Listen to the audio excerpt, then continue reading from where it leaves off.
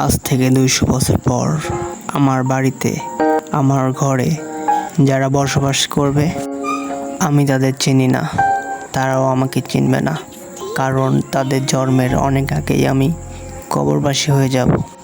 আর ততদিনে মুছতে হবে আমার নাম নিশানা, আর কবরটাও নিচ্ছিন্ন হয়ে যাবে। আমার সন্তানেরা যতদিন বেঁচে থাকবে ততদিনে মনে পড়লে হয়তো দীর্ঘ নিঃশ্বাস ফেলবে, কিন্তু তাদের মৃত্যুর পর তাদের ছেলেরা যতটুকু মিস করবে আমাকে ততটুকু মিস করবে না। বাবার কবর জিয়ারত করার পর হয়তো দাদুরটা একটু জিয়ারত করবে, কিন্তু তার প্রজন্ম ওটার মনে রাখবে না।